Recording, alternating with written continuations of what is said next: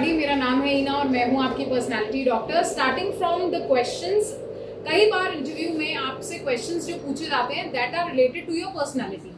ठीक है, इसमें आपको अपनी पर्सनालिटी टाइप बताना है, पर्सनालिटी का तरीका बताना है कि किस तरीके की पर्सनालिटी आप कैरी करते हैं और इस तरह की पर्सनालिटी क्या इंपॉर्टेंट है जब एक क्वेश्चन को आप आंसर करते हैं। ठीक है, अगर आपसे आपकी लीडरशिप स्टाइल ही पूछ ली जाए तो आपको ये नहीं पता कि लीडरशिप स्टाइल कितने तरीके की होती है।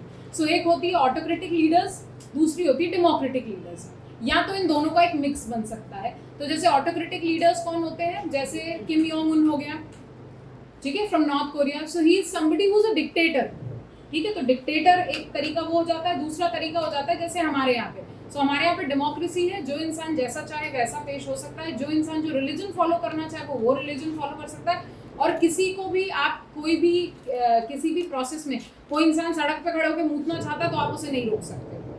ठीक है, फंडामेंटल राइट्स में जरूर आप उनको रोक सकते हो, but at the same time आप अगर उसकी डेमोक्रेसी से अपन बोले तो अपन उसको नहीं रोक सकते।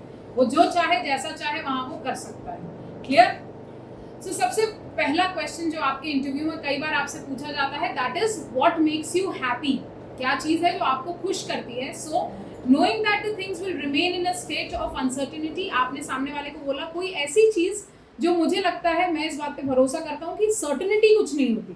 मुझे ये पता है कि अनसर्टेनिटी होती रहती है लाइफ में, तो मैं इस बात पे विश्वास रखता हूँ कि अनसर्टेनिटी जो है ये होती रहेगी और ये अनसर्टेनिटी होना या चेंज होना मुझे खुश रखता है। ठीक है, चेंज बेहतर के लिए भी हो सकता है और खराब के लिए भी हो सकता है। ठीक, उसके बाद नेक्स्ट आ जाता है practising a positive feeling towards others.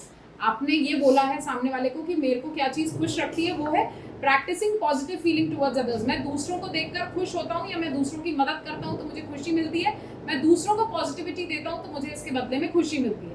Clear? So next is spending money on experiences instead of things. बहुत ही अच्छा बेहतरीन जवाब ये है कि हर इंसान अपने एक्सपीरियंस पे पैसा खर्च करे। आपने अपने सीखने के लिए पैसा खर्च करा ताकि आने वाला फ्यूचर आपका ब्राइट हो जाए, तो आपने अपने एक्सपीरियंस के लिए पैसा खर्च करा। इससे पहले आप इंजीनियरिंग कर चुके हैं, तो आप अगर इंजीनियरिंग कर चुके हैं, बीकॉम कर चुके हैं, बीए कर चुके हैं, तो भाई इतना सफिशिएंट है, ग्रेजुएट तो हो ना। अब ग्रेजुएट के थ्रू कहीं नौकरी ले लो, पर तुमने क्या करा, तुमने अपना एक्सपीरियंस बढ़ाया, तुमने अपना एक्सपीरियंस इनहेंस करा। और कैसे इनहेंस करा, उस पर पैसा इन्वेस्ट करा। तो तुमको क्या एक्सपीरियंस में जब तुम अपना पैसा इंडल्ज करते हो तो तुम्हें खुशी मिलती है रादर देन कोई चीज़ में।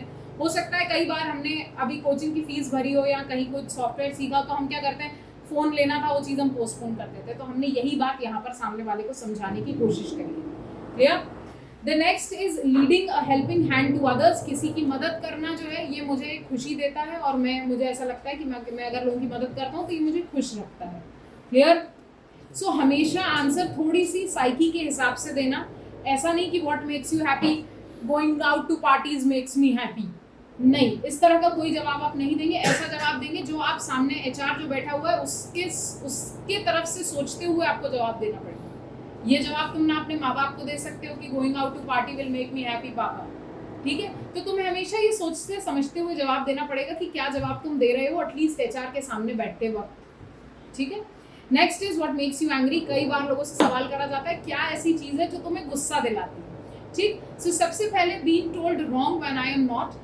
कई बार ये थोड़ा सा ईगो क्लैशेस में आ जाता है लोगों के कि आपसे ये बोल दिया जाता है कि अगर आप गलत नहीं हो तो भी आपको गलत साबित कर दिया गया, तो आपको ये चीज़ जो है ये आपको गुस्सा दिलाती है। आप ये कह सकते हो कि भाई this makes me angry that when I am not wrong I am stated wrong. यहाँ पे नेक्स्ट आता है situation as a traffic, situations as such as traffics, accidents, cancelled plans और बीइंग लेट। तो आपने बता दिया कि मुझे क्या क्या चीज़ें नाराज़ करती हैं। ट्रैफिक अगर बहुत ज़्यादा होता है तो ऑब्वियसली अपन थोड़े से नाराज़ हो जाते हैं। एक्सीडेंट्स आपको बहुत नाराज़ करते हैं। कैंसल्ड प्लान्स, अगर आपने कोई प्लान बनाया वो प्लान कैंसिल हो गया तो आपको नाराज़ करता है, या आप लेट हो जाते हो कभी किसी वजह से, तो ये सारी चीज़ें आपको जो है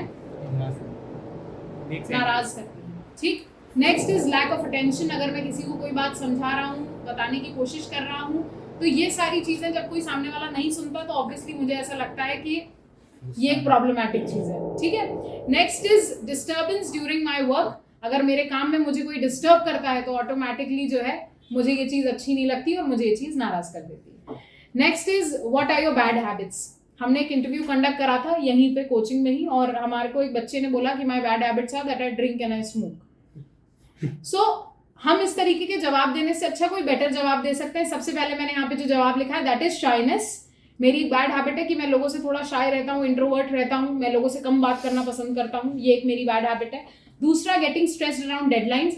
जैसे ही कोई डेडलाइन आती है तो मैं स्ट्रेस करने लगता हूँ बहुत ज्यादा, मैं थोड़ा सा पैनिक करने लगता हूँ, तो मेरी एनर्जी जो है वो सही डायरेक्शन में काम नहीं कर पाती, इसलिए मुझे लगता है कि ये एक मेरा जो पॉइंट है that is my bad habit. The third is being over critical about abilities. मुझे ऐसा लगता है कि मैं कई बार अपने आप की जो कैपेबिलिटीज हैं इनको अंडर एस्टिमेट करता हूँ, जबकि मैं बेटर कर सकता हूँ लाइफ में। मुझे लगता है कि अभी भी बहुत ऐसी हमारे पास क्रिटिकल एबिलिटीज हैं जिन पे अगर मैं फोकस करूंगा तो मैं और बेहतर चीजों को कर पाऊंगा। Clear? Next is time management skills.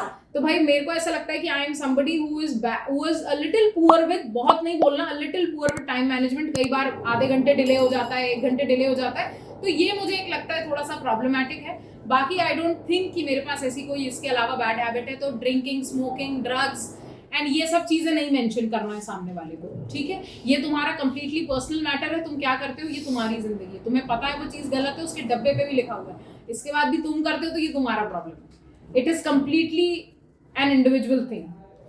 So next is use 5 words to describe your personality. Again a very important question and it is asked oftenly in an interview कि भाई ऐसे आपको बताना है कि आपकी personality related 5 ऐसी चीजें बतानी है जो आप अपने बारे में बता सकते हैं। So सबसे पहले आप ये कह सकते हैं कि भाई मैं एक reliable इंसान हूँ। अगर आप मुझे कोई बात कहते हैं तो आप मुझ पे रिलाई कर सकते हैं इन चीज़ों पे।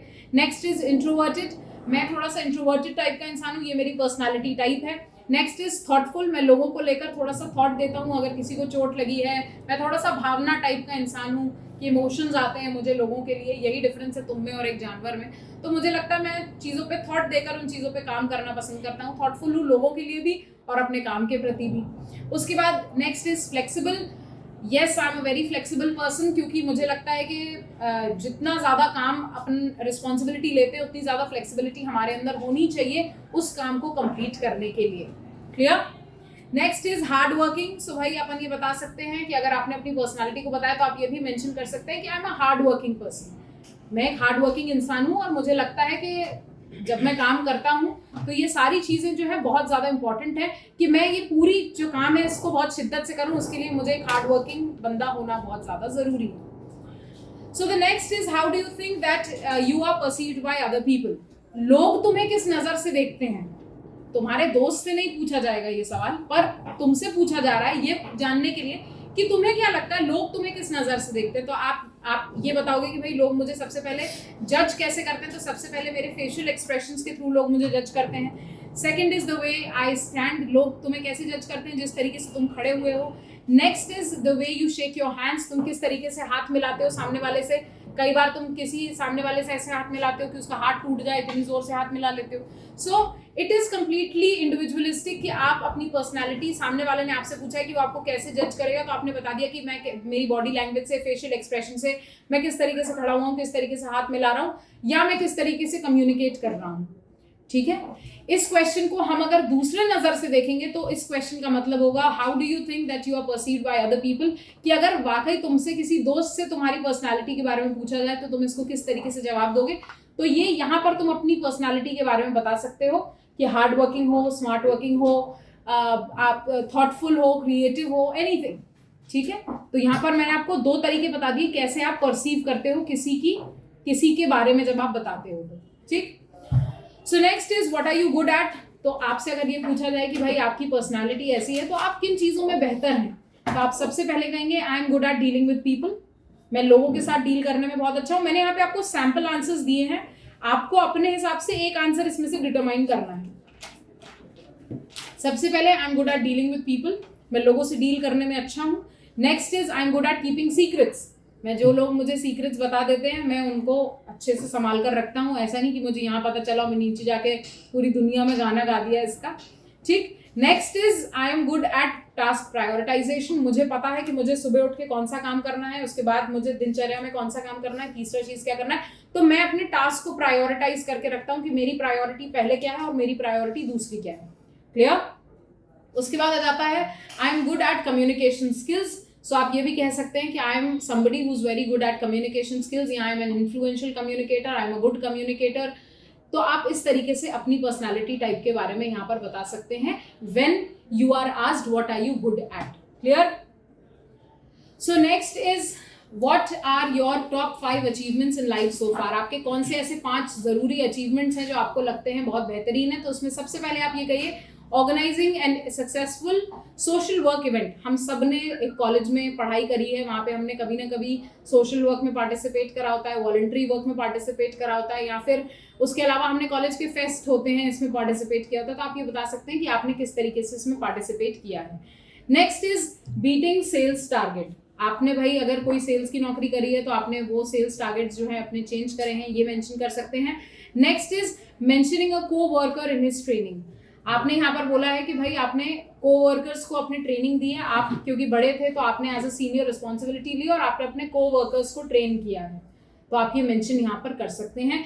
नेक्स्ट इज डेवलप्ड और इम्प्लीमेंटेड न्यू प्रोसीजर्स और सिस्टम. आपको लगता है कि भाई आपके कॉलेज में इस तरह का सिस्टम चल रहा था पर आपने सजेस्ट करा कि अगर हम इस तरीके के सिस्टम को अपनाते हैं तो ये बेटर हो सकता है.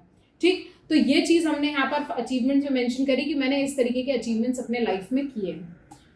So I guess we have already discussed around 8 questions with you right now, and we'll be switching to further more questions in the next PPT. Thank you so much guys मेरे साथ बने रहने के लिए. If you're new to the channel, make sure that you like, share and subscribe. Thank you so much.